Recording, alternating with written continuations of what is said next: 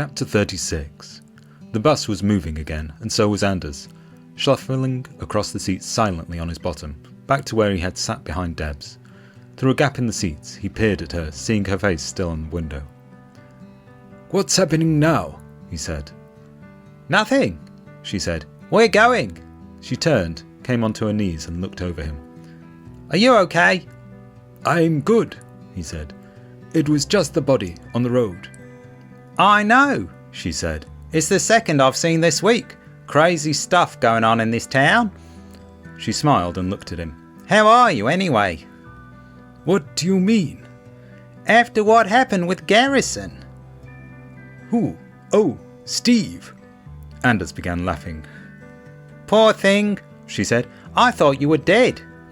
"Me too," he said. "I thought I was dead too." "Your face looked awful at the time."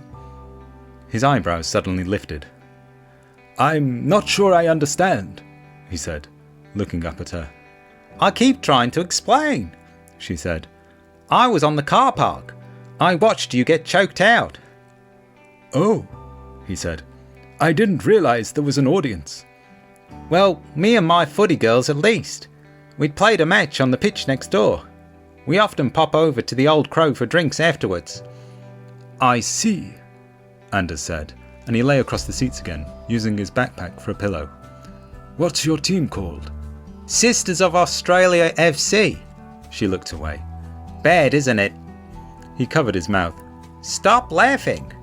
Then she was laughing too, her eyelashes fluttering, her hands playfully swiping him. He smiled, watching her, liking her that way, hoping she'd keep doing it. "How did the game go?" he then said. "Terrible. We played the Redbacks and they beat us 6-0. "Redbacks? Who comes up with these names?" "Shut up," she laughed. "They're a bloody good team." "They sound like sunburn victims." Both laughed, and then there was silence. Just light rain pitter-pattering on the window now, and the fat man sleeping, wheezing like an overfed bulldog. Passengers began grumbling, lights went on and off, and people stood from their seats looking at him. "We're not always that bad," Debs continued. "But these obnoxious Poms kept chanting, putting off our goalie." "Obnoxious Poms," Anders said. "I know the type."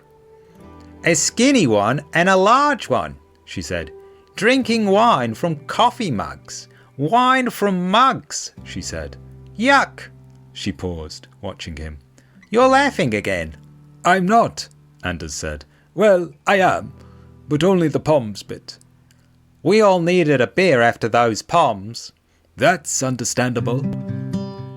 "We needed something stronger after seeing your face." "Thank you," he said. "Stop now," she laughed. "I never meant it that way."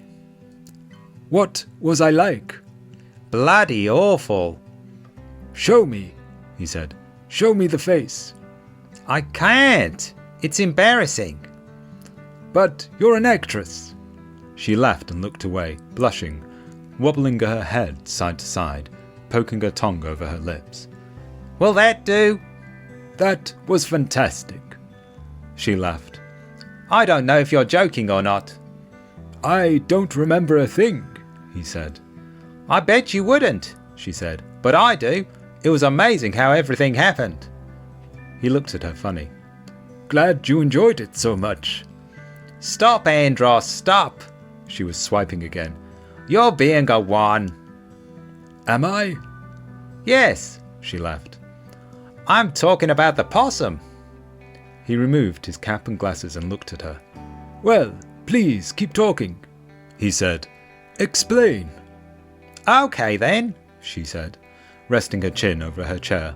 "It appeared from nowhere, as though protecting you. You know, like an angel on your shoulder, Andros. I believe that stuff." "Me too," he said, now sitting up. "I thought it was over when Garrison dropped you, and he had to drop you because it was on him, all over him, nasty but beautiful at the same time." "It is beautiful," he said. "It's my only friend." "It came again and again, everywhere, dodging and scratching him. All utterly scary, but all utterly exciting too." "And that's how he ended up Anders looked at her, his finger pressing to his open palm. Yep, we all ran because he was falling towards us. That's great, Anders said, lying down again, closing his eyes. Sincerely great. Not for old madman, she said. I mean, how the possum saved me, he said. It's the best thing ever. I know, right? She said. The possum saved your life. It saved me. Tears appeared on his cheeks. It saved me, he said. It saved me. The possum saved me.